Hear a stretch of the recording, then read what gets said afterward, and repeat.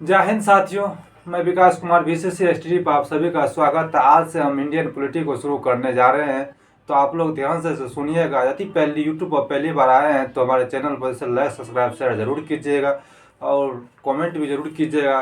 तो शुरू करते हैं इंडियन पॉलिटी। भारतीय राज व्यवस्था को चलाने के लिए, उन्हें भारत के शासन प्रशासन को चलाने के लिए एक कानून बनाया गया, उसी को भारतीय का संविधान का, वो कानून के तहत ही भारत के संविधान को चलाया जाएगा, तो उसी को भारत का संविधान कहते हैं। तो भारत के संविधान में देखिए वैसे 22 भाग है, उसी को हम 22 चैप्टर मानते हैं। भारत के संविधान में 22 भाग है, 22 भाग को ही हम भारत का चैप्टर मानते हैं, इंडियन पॉलिटी का चैप्टर मानते हैं। तो वह 22 भाग कौन कौन है देख लेते हैं। इसके बाद संविधान निर्माण कैसे हुआ, इस सब कुछ हम डिटेल से देखेंगे। तो देखिए 22 भाग में है भारत में संघ एवं राज्य क्षेत्र, संघ एवं राज्य क्षेत्र। दूसरा में नागरिकता, भाग 3 में मौलिक अधिकार। भाग 4 में है राज्य के नीति निर्देशक तत्व। 4 के क में है मौलिक कर्तव्य। और 5 में है संघ का शासन। 6 में है राज्य का शासन। 7 को निरस्त कर दिया गया 7वां संविधान संशोधन 1956 के तहत। 8 में है केंद्र शासित प्रदेश। 9 में है पंचायत। 9 के क में है नगर पालिका। 9 के ख में है सहकारी या सहकारी। 10 में है अनुसूचित और अनुसूचित जनजाति का शासन। 11 में केंद्र राज्य संबंध। 12 में वित्तीय संपत्ति और संविदा। 13 में व्यापार और वाणिज्य की स्वतंत्रता। 14 में लोक सेवा आयोग। 14 के क में अधिकरण है। 15 में है निर्वाचन आयोग। 16 में है कुछ वर्गों के लिए विशेष प्रावधान। 17 में है राजभाषा। 18 में पद उपबंध। 19 में परिकीर्णन। 20 में संविधान संशोधन। 21 में अस्थायी संक्रमणशील और विशेष प्रावधान। 22 में संविधान के लागू होने और संविधान का नाम और संविधान का हिंदी पाठ्यक्रम 22 में। यही मूल 22 चैप्टर है भारतीय इंडियन पॉलिटी में, भारतीय संविधान में। इसके अलावा हम लोग आज से शुरू करने जाते हैं इसका संविधान का निर्माण कैसे हुआ और क्या किए है, ये सब हम शुरू करने जाते हैं। तो आप लोग ध्यान से सुनिए। देखिए पहला में कह रहा है,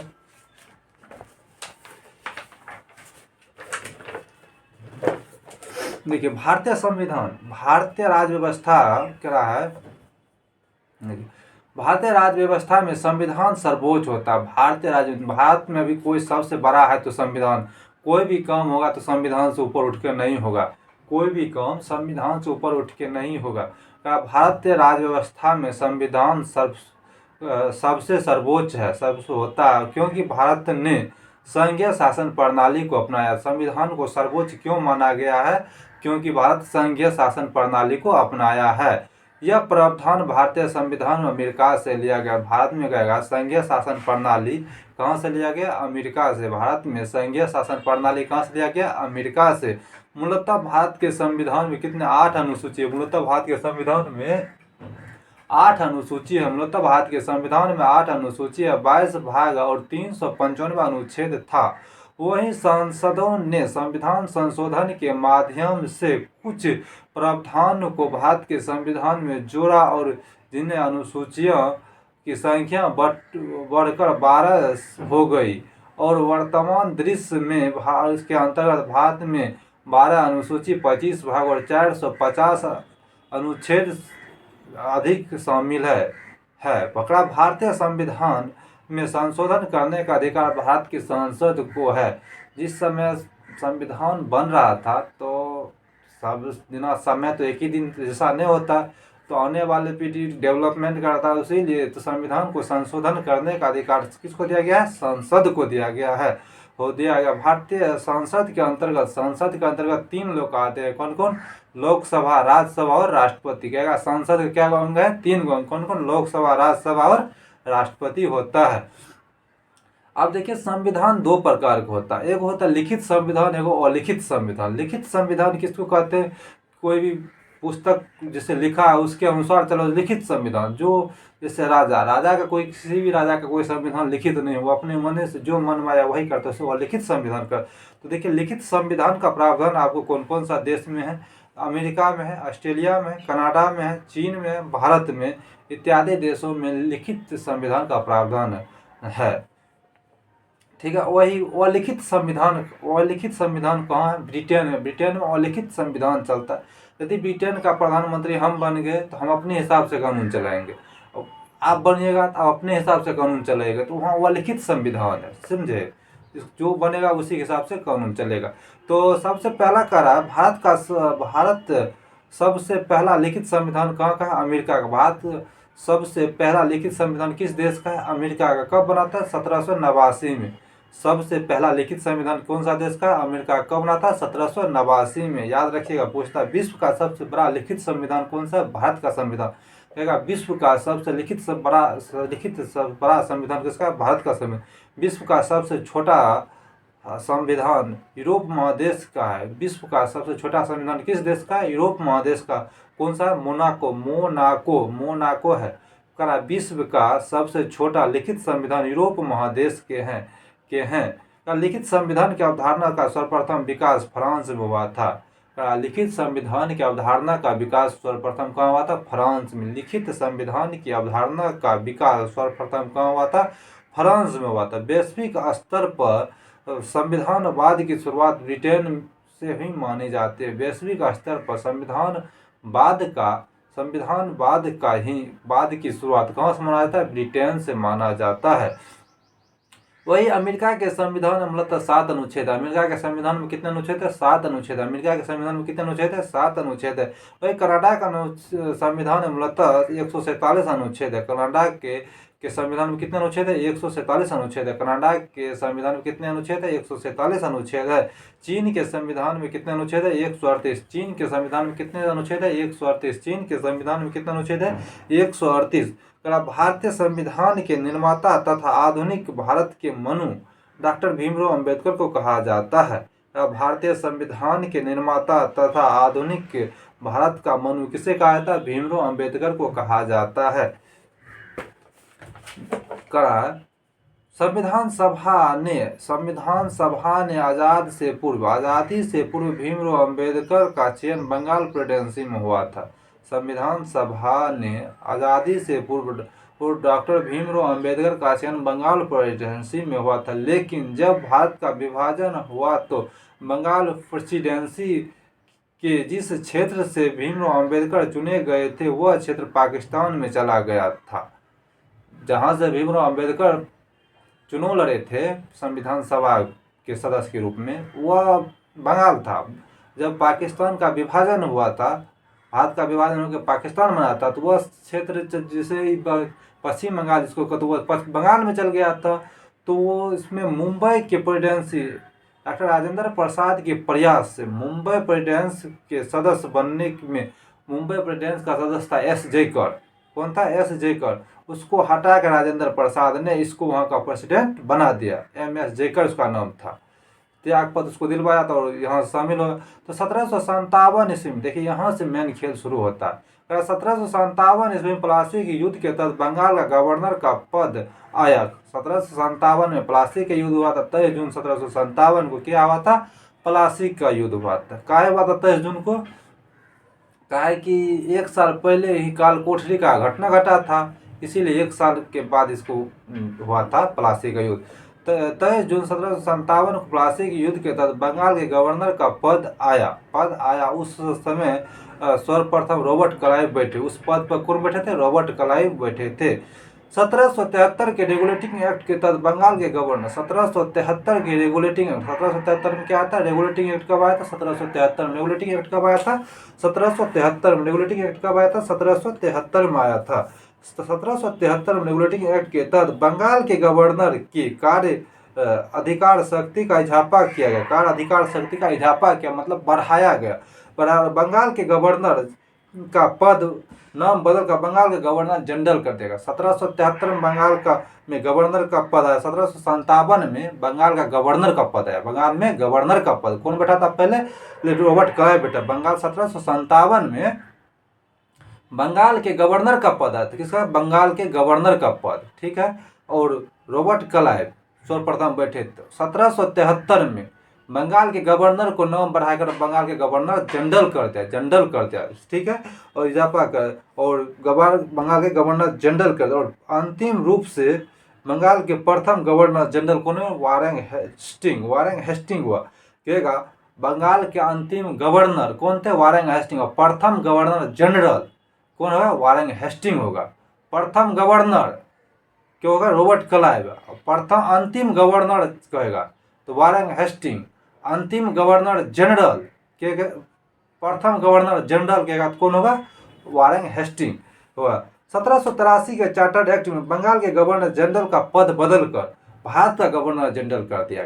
1833 ईस्वी में 1833 में आया था, बंगाल के गवर्नर जनरल का पद नाम बदल कर, उसको नाम बदल कर क्या कहता, भारत का गवर्नर जनरल कर दिया।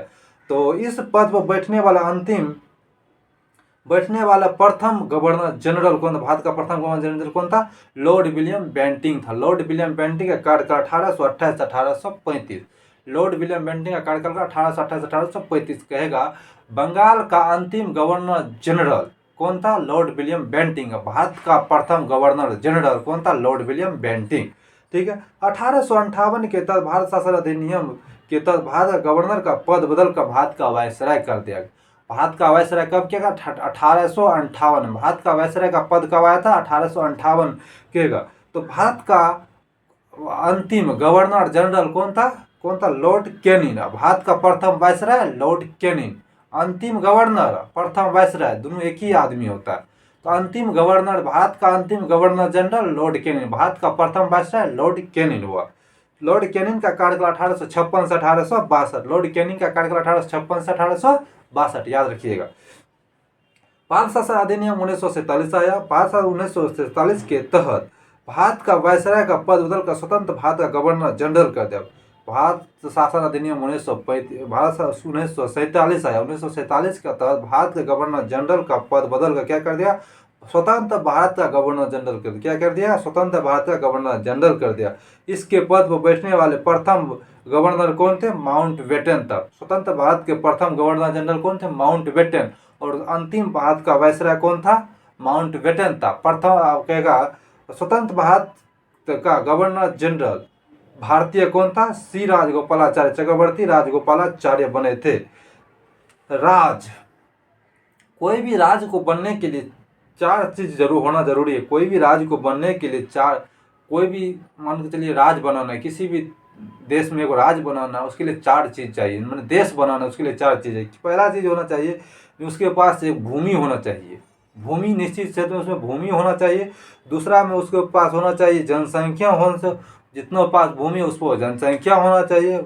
और अपना वहाँ पर शासन प्रशासन होना चाहिए, अपना शासन प्रशासन होना चाहिए। और सरकार संपूर्ण संपन्न, और कोई भी निर्णय लेने के लिए अपना कानून होना चाहिए। जैसे घर को मान लीजिए एक राज है, घर का अपना भूमि है, वहाँ अपना शासन चलता है, किसी का शासन नहीं चलता। अपना घर में किसी पड़ोसी का शासन चलेगा, नहीं चलेगा। वो अपना घर में अपना शासन चलता है। किसी के दबाव में आके वो अपना घर में कोई काम नहीं कर सकते, वो अपना मन से काम करते हैं। इसीलिए घर को एक राज मान सकते हैं। राज बनने के लिए क्या क्या जरूरी है, जनसंख्या जरूरी है, क्षेत्र में भूमि, जनसंख्या, स्वतंत्र शासन, किसी का दबाव नहीं हो सके, आप खुद निर्णय लेने की क्षमता। ये इसके 4 चीज होना चाहिए राज बनने के लिए। करा एक क्वेश्चन देखिए, एक क्वेश्चन करा 1947 से पहले भारत को एक राज्य नहीं कहा जा सकता है, क्यों। 1947 से पहले भारत को एक राज्य नहीं कहा जा सकता, क्यों। देखिए इसका सीधा सा फंडा है। 1947 में भारत के पास 3 चीज था, लेकिन एक चीज नहीं था। क्या था, भारत के पास भूमि था, ठीक है, जनसंख्या था, अपना राजनीतिक हस्तक्षेप था, लेकिन वो आगे कुछ भी सोचने के लिए समर्थ नहीं था, क्योंकि उस पर अंग्रेज का शासन था।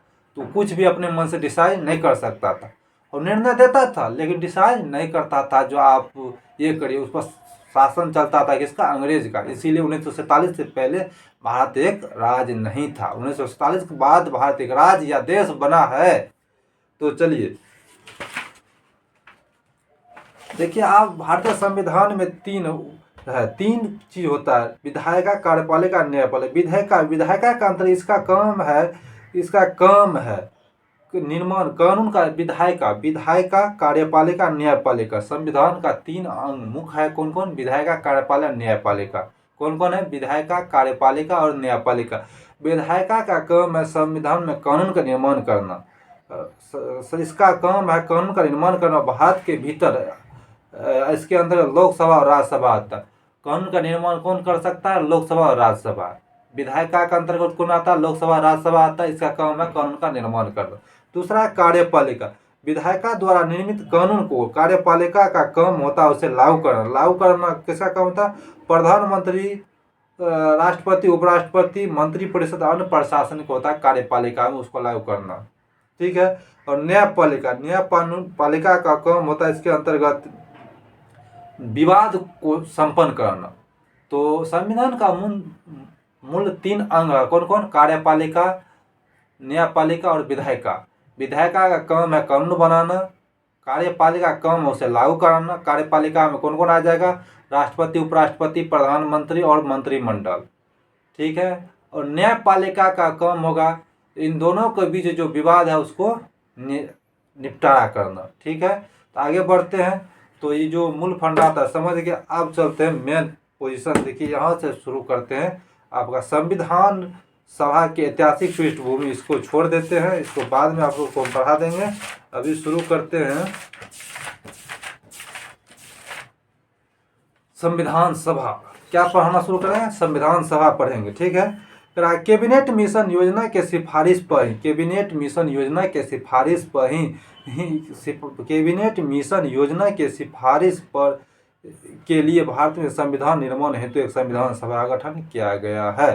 कैबिनेट मिशन सिफारिश किया था भारत में एक संविधान बने, उसी के सिफारिश पर ही संविधान सभा का गठन किया गया है। कैबिनेट मिशन योजना का आगमन भारत में 24 मार्च 1946 को हुआ था। कैबिनेट मिशन योजना का आगमन भारत में कब हुआ था? 24 मार्च 1946 को। क्या कैबिनेट मिशन भारत कब पहुंचा था? 24 मार्च 1946 को। इसमें कुल 3 सदस्य थे। कौन कौन था? इसको सर स्टैफोर्ड क्रिप्स जो वाणिज्य विभाग के प्रधान था, एबी अलेक्जेंडर, पैथिक लॉरेंस थे। पैथिक लॉरेंस क्या थे? भारत के सचिव के पद पर था। एबी अलेक्जेंडर नौसेना के प्रधान थे। सर स्टैफोर्ड क्रिप्स वाणिज्य विभाग के प्रधान थे। इसे याद करने का ट्रिक है काल। क्या है? काल। को से क्या हो जाएगा? के से क्या हो जाएगा? स्टैफोर्ड क्रिप्स, क्योफोर्ड क्रिप्स। ए से हो जाएगा एबी अलेक्जेंडर। एल से हो जाएगा पैथिक लॉरेंस। अंतिम अक्षर आता है इसीलिए सबका अंतिम अक्षर है। तो पैथिक लॉरेंस क्या भारत में सचिव के पद पर था। एबी अलेक्जेंडर नौसेना के प्रधान था। और स्टैफोर्ड क्रिप्स जो था इसी के नाम पर प्राप्त था, क्रिप्स मिशन या कैबिनेट मिशन। तो इस कौन था? वाणिज्य विभाग के प्रधान था। देखिए पैथिक लॉरेंस ने कैबिनेट मिशन योजना की अध्यक्षता की। कैबिनेट मिशन योजना की अध्यक्षता किसने किया था? Pethick Lawrence. कैबिनेट मिशन योजना भारत कब आया था? 24 मार्च 1946। कब आया था? 24 मार्च 1946 को। कैबिनेट मिशन योजना की अध्यक्षता किसने किया था? पैथिक लॉरेंस ने किया था। कैबिनेट मिशन योजना ने अपनी सिफारिश मई 1946 में प्रस्तुत किया। आया था मार्च 1946 में, लेकिन सिफारिश किया था मई 1946 में प्रस्तुत किया था। इसके सिफारिश से कैबिनेट मिशन योजना ने यह कहा कि भारत के संविधान निर्माण हेतु संविधान सभा का गठन किया जाएगा। किसके अनुसार संविधान सभा का गठन किया गया था? कैबिनेट मिशन योजना के तहत ही कैबिनेट संविधान सभा का गठन किया जाएगा। ये क्वेश्चन बड़ी घुमा घुमा के पूछता है। संविधान सभा के लिए प्रत्येक 10 लाख आबादी पर एक सदस्य को शामिल किया जाएगा। कैबिनेट मिशन योजना, कैबिनेट मिशन में संविधान सभा के कुल 389 सदस्य निर्धारित किए। कैबिनेट मिशन ने संविधान सभा के लिए कितने सदस्य निर्धारित किए थे? 389 सदस्य का निर्धारित किए थे, जिसमें से 296 सदस्य ब्रिटिश प्रांत से, जिसमें 296 सदस्य ब्रिटिश प्रांत से आने थे और 93 सदस्य देसी रियासत से। 93 सदस्य कहाँ से आने थे? देसी रियासत से आने थे। आज़ादी के बाद संविधान सभा का पुनर्गठन हुआ। आज़ादी के बाद संविधान सभा का पुनर्गठन मतलब फिर से संविधान सभा बना। पाकिस्तान अलग हो गया था तो फिर से संविधान सभा बना, संविधान सभा गठन हुआ था। संविधान सभा के सदस्यों की संख्या घट कर कितना हो गया? 299। जब भारत आज़ाद हुआ, पाकिस्तान अलग हुआ तो संविधान सभा का कितना हो गया था? 299 बच गया, जिसमें से 229 सदस्य ब्रिटिश प्रांत किसको कहते हैं जानते हैं? ब्रिटिश प्रांत जिस पर ब्रिटिश का अधिकार कर दिया, जिससे अंग्रेज ने जीत लिया था, उसी को ब्रिटिश प्रांत कहते थे। और देसी रियासत में जिसमें का शासन प्रशासन चलता था। तो इसी को ब्रिटिश प्रांत से कितने आने थे, 229 सदस्य शामिल प्रांत से होने थे और 70 सदस्य देसी रियासत से शामिल होने थे। संविधान सभा की अंतिम बैठक में 284 सदस्य मौजूद थे। कहेगा पूछेगा संविधान सभा की अंतिम बैठक, संविधान सभा का अंतिम बैठक कब हुआ था, 24 जनवरी 1950 को संविधान सभा का अंतिम बैठक 24 जनवरी 1950 को हुआ था। कितने सदस्य मौजूद थे, 284 सदस्य मौजूद थे, मतलब हस्ताक्षर किया था। संविधान सभा के सदस्यों को आंशिक रूप से निर्वाचित हुए तथा आंशिक रूप से मनोनीत हुए थे। संविधान सभा के सदस्य आंशिक रूप से निर्वाचित हुए थे तथा आंशिक रूप से मनोनीत हुए थे, मतलब कुछ निर्वाचित हुए थे और कुछ मनोनीत भी हुए थे आंशिक रूप से। संविधान सभा के लिए जो चुनाव जून जुलाई 1946 में हुआ उसे आम जनता ने भाग नहीं लिया था। संविधान सभा के लिए जो चुनाव हुआ था जून जुलाई में 1946 में, उसमें आम जनता भाग नहीं लिया था। कौन नहीं लिया था, आम जनता सब भाग नहीं लिया था, बल्कि विधान सभा के निर्वाचित सदस्यों ने भाग लिया था। विधान सभा के निर्वाचित सदस्यों ने भाग लिया था संविधान सभा के सदस्य को निर्वाचित कराने में। ठीक है, 296 सीटों में से जो सीट चुनाव हुए, 296 सीट पर जो चुनाव हुआ था, 99 को 296 सीट पर चुनाव हुआ, जिसमें से 208 सीट किसने कांग्रेस जीता था, 208 सीट कांग्रेस जीता था, 73 वो सीट मुस्लिम लीग जीता था, 15 सीट अन्य छोटी बड़ी पार्टियां ने जीता था। मतलब 299 सीट पर था जो संविधान सभा का गठन होगा। तो पाकिस्तान पे था 389 सीट। जब पाकिस्तान अलग हुआ तो 299 सीट बचा। 299 सीट में से 229 सीट आपको ब्रिटिश प्रांत से आने थे और 70 सीट आपको देसी रियासत से आने थे।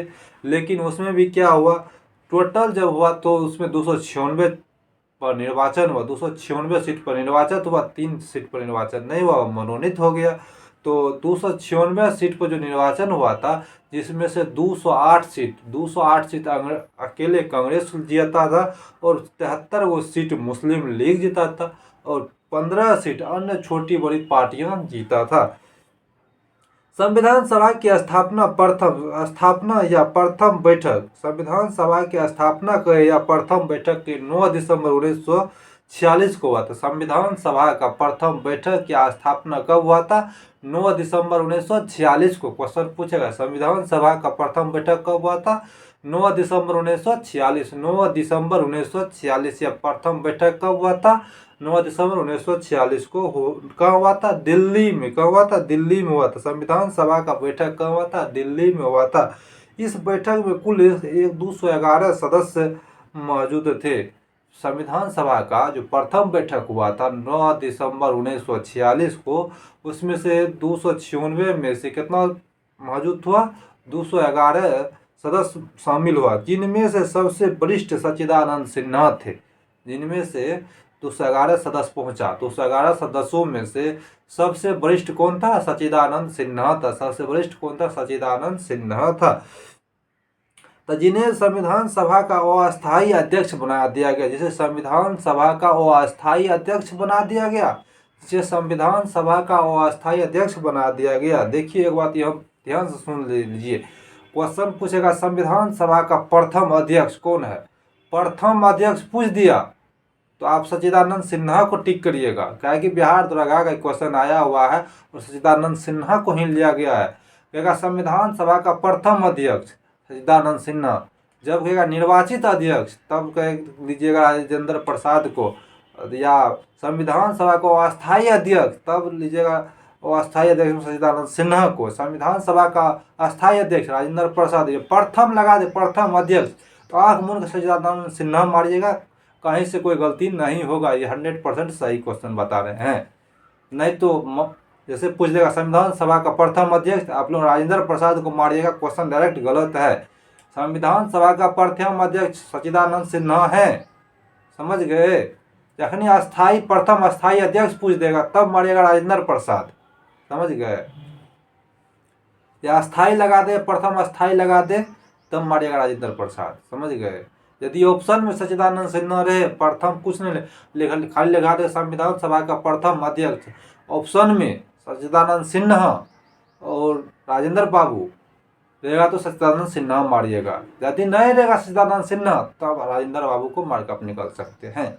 समझ गए। आगे बढ़ते हैं। संविधान सभा का अध्यक्ष कौन थे? संविधान सभा को अस्थायी अध्यक्ष अस्थायी अध्यक्ष सच्चिदानंद सिन्हा, अस्थायी अध्यक्ष हुआ राजेंद्र प्रसाद। अस्थायी अध्यक्ष कौन हुआ? राजेंद्र प्रसाद। को अपने बिहार के सीवान जिला के थे रहने वाले। तो उपाध्यक्ष हुआ एस.सी. मुखर्जी। उपाध्यक्ष क्या हुआ था? एस.सी. मुखर्जी। और वी.टी. कृष्णाचारी। संविधान सभा का स्थायी अध्यक्ष हुआ राजेंद्र प्रसाद, उपाध्यक्ष हुआ वी.टी. कृष्णाचारी, एस.सी. मुखर्जी। सचिव हुआ एच.बी.आर. अयंगर। संवैधानिक सलाहकार हुआ बी.एन. रो कौन है? बनेगल नरसिंह रो। संविधान सभा का संवैधानिक सलाहकार कौन है? बी.एन. रो, बनेगल नरसिंह रो। और प्रतीक चिन्ह इसका हाथी था। संविधान सभा का प्रतीक चिन्ह क्या था? हाथी था। संविधान सभा का प्रतीक चिन्ह क्या था? हाथी था। संविधान सभा के समक्ष 13 दिसंबर 1946 को पंडित जवाहरलाल नेहरू ने उद्देश्य प्रस्ताव रखा। संविधान सभा के समक्ष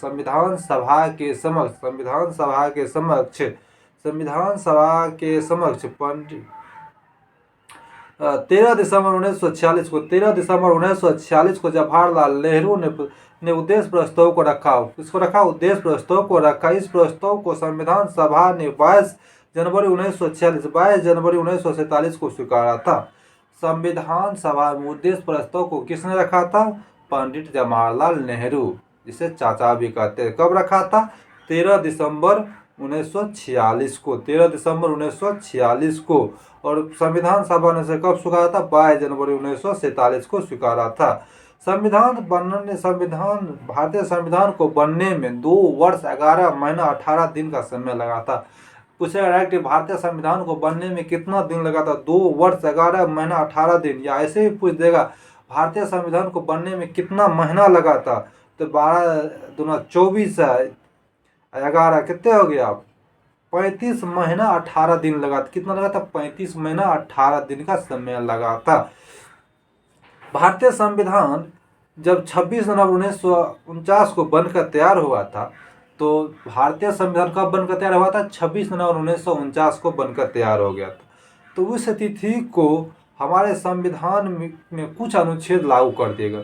तो बनकर तैयार हुआ तो उसी दिन हमारे संविधान में कुछ लागू कर दिया गया। तो लागू कर दिया गया था, तो उसमें था अनुच्छेद 5, 6, 7, 8, 9। कौन कौन अनुच्छेद? 15 अनुच्छेद करीबन लागू कर दिया गया था 26 जनवरी 1949 को। कौन कौन था? 5, 6, 7, 8, 9। 5, 6, 7, 8, 9। 4 को देखिए लेने से 5, 4, 9। 4 को लेने से 5, 6, 7, 8, 9, मतलब 5 को। तकर बाद 60 को 324 निर्वाचन से है। तकर बाद 366, 367, 379, 380, 388, 391, 392, 393 को लागू हुआ था। कौन कौन हुआ था? 5, 6, 7, 8, 9। ठीक है। 60 हुआ था लागू, 324 हुआ था लागू, और 366, 67 हुआ। 366, 67 हुआ। 79, 80 हुआ। 88 हुआ था। 388, तब 91, 92, 93। देखिए शेड्यूल में है। जैसे आप 391, 92, 93 3 को इधर का याद रखिए। 5, 6, 7, 8, 9। 5 को 5 3 8 को हो गया। एगो होगा 60 होगा। एगो हो गया 7। एगो हो गया 324। तो कितने हो गया? 10 को हो गया। तब बचेगा 5 को 66, 366, 67, 366, 67। ठीक है। तो 79, 80, 66, 67, 79, 80, 366, 367, 379, 380, 388। देखिए याद कैसे रखिएगा? 5, 6, 7, 8, 9। 5 को इधर हो गया, उधर हो गया। अंतिम में कौन? 391, 92, 93। ठीक है। क्या को हुआ? 8 को हुआ। तकर बाद एगो हो जाएगा कौन? 300। एगो हो जाएगा 60। एगो हो जाएगा 60। तब एगो हो जाएगा 324 जो निर्वाचन वाला है। और तकर बाद 324 के बाद हो जाएगा 366 67, ठीक है। तो 79 80, ठीक है, तब 88 उड़ गया। ठीक है, आगे बढ़ते हैं। भारतीय संविधान को, भारत का संविधान पूर्ण रूप से 26 जनवरी 1950 को लागू हुआ था। कब लागू हुआ था? 26 जनवरी 1950 को लागू हुआ। 26 जनवरी 1950 को लागू करने का मुख्य कारण क्या था जानते हैं? 26 जनवरी 1930 को स्वाधीनता दिवस मनाया गया था। जब 26 जनवरी 1930 को भारत ने अपना पहला स्वाधीनता दिवस मनाने का रावी नदी के तट पर जो घोषणा किया था कि जवाहरलाल नेहरू ने, तो उस दिन 26 जनवरी को मनाया था स्वाधीनता दिवस। तो 1929 में दिसंबर 30 दिसंबर को 1929 को लागू 30 दिसंबर 1929 को यह बोला गया था जो 26 जनवरी 1930 को हम मनाएंगे स्वतंत्रता दिवस पहला अपना। तो रावी नदी के तट पर बोला गया। उस दिन को याद रखने के लिए ही 26 जनवरी 1950 को ही संविधान सभा लागू किया गया था। 26 नवंबर को ही संविधान दिवस के रूप में मनाया जाता है। जब हमारे प्रधानमंत्री नरेंद्र मोदी का सरकार आया तो 26 नवंबर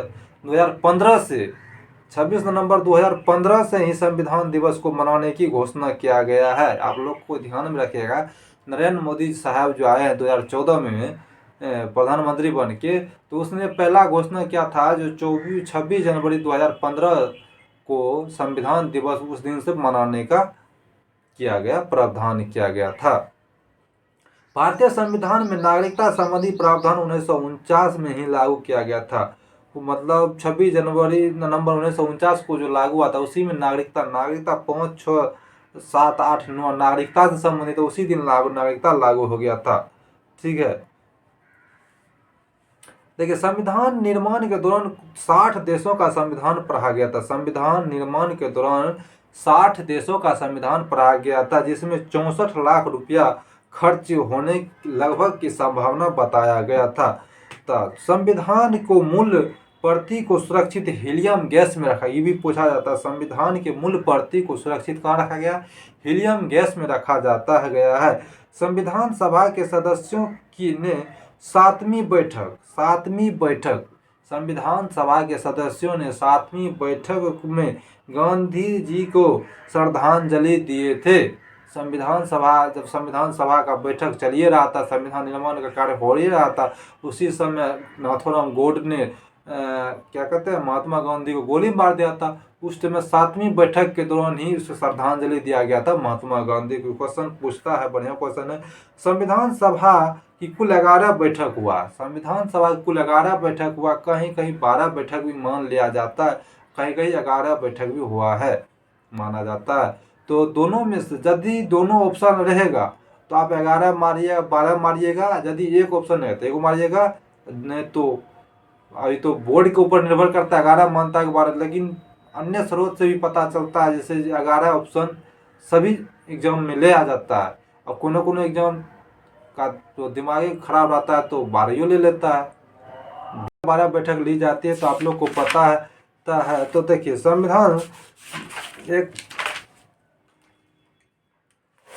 आगे बढ़ते हैं।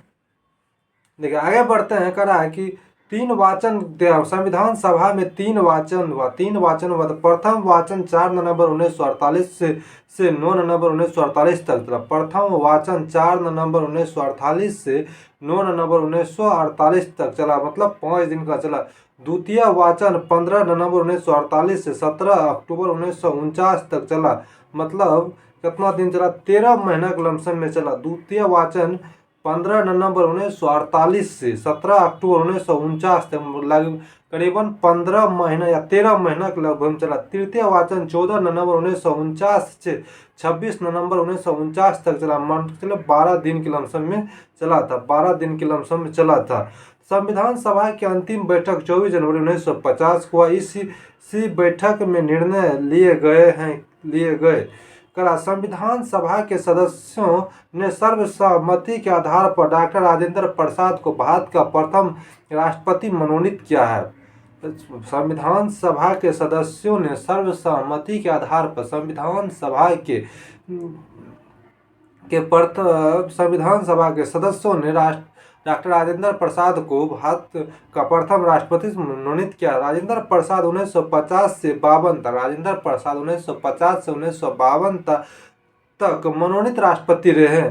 पहली बार राष्ट्रपति का चुनाव 1950 में हुआ। पहली बार राष्ट्रपति का चुनाव कब हुआ था? 1950 में हुआ था। और राजेंद्र प्रसाद 1952 ईस्वी में पहली बार निर्वाचित राष्ट्रपति हुए थे। पहली बार निर्वाचित राष्ट्रपति कब बने थे? 1952 में। राष्ट्रपति का चुनाव कब हुआ था? 1950 में, लेकिन राजेंद्र प्रसाद को 1950 में मनोनीत कर दिया। 1950 से 52 तक ये मनोनीत रहा था। 1952 में मनोनीत राष्ट्रपति के रूप में फिर से ये बना तो कौन? राजेंद्र प्रसाद, जो अपने बिहार के सीवान जिले के हैं। भारतीय संविधान सभा ने 24 जनवरी 1950 को भारत का राष्ट्रगान कौन सा है? जन गण मन। राष्ट्रगान जन गण मन, राष्ट्रगीत वंदे मातरम को स्वीकार किया था। कहेगा भारतीय संविधान सभा ने जन राष्ट्रीय गान को कब स्वीकार किया गया था? 24 जनवरी 1950 को स्वीकार किया गया था। राष्ट्रीय गान के रचयिता है रविन्द्रनाथ टैगोर। राष्ट्रीय गान के रचयिता कौन है? रविन्द्रनाथ टैगोर है। राष्ट्रीय गान में कुल कितने पद है? 5 पद। राष्ट्रीय गान में कुल कितने पद है? 5 पद है। इसे गाने में 52 सेकंड का समय लगता है। राष्ट्रीय गान को गाने में कितने समय? 52 सेकंड लगता है। वही संक्षिप्त में से 20 सेकंड में गाया जा सकता है। संक्षिप्त में से 20 सेकंड में गाया जाता है। तो संसद की कार्यवाही की शुरुआती दिन में 11 बजे राष्ट्रीय गान होता था। संसद के जो शुरुआती दिन होता था तो 11 बजे राष्ट्रीय गान होता था। और जन गण मन हिंदी भाषा के भारतीय भाग्य विधाता शीर्षक से प्रकाशित हुआ था। जन गण मन हिंदी भाषा में से भारतीय भाग्य विधाता के शीर्षक में प्रकाशित हुआ था। राष्ट्रीय गान पहली बार 1911 कहाँ हुआ था? कलकत्ता अधिवेशन में गाया गया था। जिसके अध्यक्षता कौन कर रहे थे? पंडित विश्वनारायण धर कर रहे थे। राष्ट्रीय गान पहली बार कहाँ गाया गया था? कलकत्ता 1911 के कलकत्ता अधिवेशन, जिसकी अध्यक्षता कौन कर रहे थे? पंडित विश्वनारायण धर कर रहे थे। संविधान सभा ने 24 जनवरी 1950 को राष्ट्रीय गीत के रूप में वंदे मातरम को स्वीकारा था। राष्ट्रीय गीत के रूप में किसे स्वीकारा था? वंदे मातरम को स्वीकारा था। इसके रचयिता बंकिम चंद्र चटर्जी है। इस गीत में आनंद मठ के ग्रंथ से लिया गया था। राष्ट्रीय गीत को गाने में 65 सेकेंड। राष्ट्रीय गीत को गाने में 65, गान को 52 सेकेंड। गान को 52 सेकेंड, गीत को 65 सेकेंड में लगता है। पहली बार कांग्रेस के 1896 कलकत्ता अधिवेशन, जिसकी अध्यक्षता रहीमतुल्लाह सैनी कर रहे थे। 1896 की अध्यक्षता कौन कर? तो रहीमतुल्लाह सैनी में गाया गया था। संविधान सभा के में एक प्रारूप समिति, संविधान सभा में एक प्रारूप समिति, इसके बारे में कोई जान लेते हैं। प्रारूप समिति या कमेटी कहिए। संविधान सभा को निर्माण करने वाली सभी समितियों में सबसे वरिष्ठ एवं महत्वपूर्ण समिति प्रारूप समिति। सबसे महत्वपूर्ण समिति कौन सा? प्रारूप समिति था। प्रारूप समिति का गठन 29 अगस्त 1947। प्रारूप समिति का गठन कब किया गया था? 29 अगस्त 1947 को किया गया। 29 अगस्त 1947 को हुआ। इस कमेटी में कुल 7 सदस्य थे। इस कमेटी में कुल कितने सदस्य थे? 7 सदस्य थे। तो जिनमें से प्रथम अध्यक्ष, जिसका अप्रत्यक्ष अध्यक्ष भीमराव अम्बेडकर थे, जिसका अप्रत्यक्ष अध्यक्ष भीमराव अम्बेडकर थे।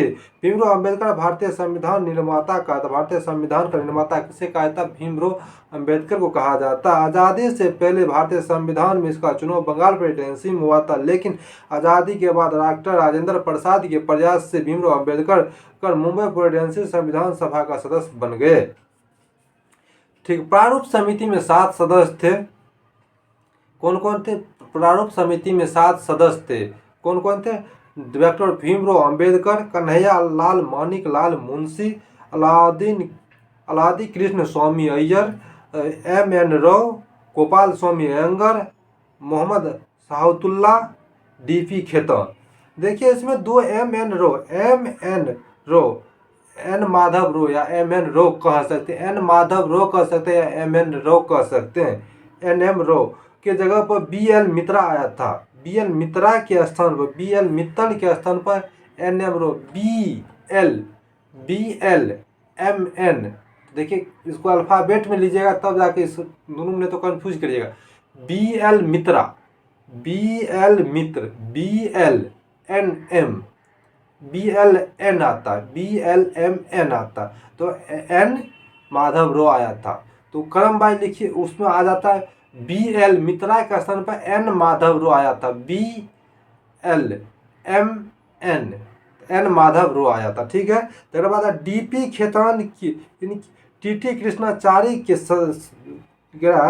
DP खेतान, इनकी मृत्यु के बाद TT कृष्णाचार्य DP खेतान के बाद TT कृष्णाचार्य DP के बाद क्या था T, DPT, ऐसे DP खेतान का मृत्यु हो गया था तो कौन आया था TT कृष्णाचारी। तो अल्फाबेट में जैसे MN मित्रा तो कौन N के ML, BL मित्रा BLMN N माधव रो, DP के बाद T आता आएगा। तो अल्फाबेट से ऐसे कैलकुलेट करके रखिएगा यार, तो दोनों में कन्फ्यूजन नहीं होगा। ठीक है, तो इसको याद रखने के देखिए कौन कौन प्रारूप समिति का सदस्य पूछता है। भीमराव अंबेडकर, कन्हैयालाल मानिकलाल मुंशी, अलादी कृष्ण स्वामी अय्यर, N माधव रो या DP खेतान,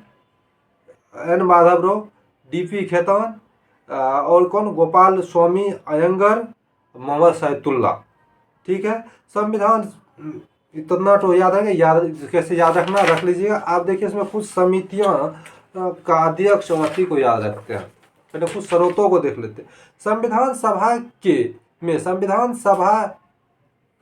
कुछ समितियों देखिए, संविधान सभा में निर्णय आपसी सहमति और समन्वय के आधार पर लिया गया था। संविधान सभा का निर्णय आपसी सहमति और समन्वय के आधार पर लिया गया। देखिए स्टेटमेंट वाला क्वेश्चन के लिए बहुत इम्पोर्टेंट होगा।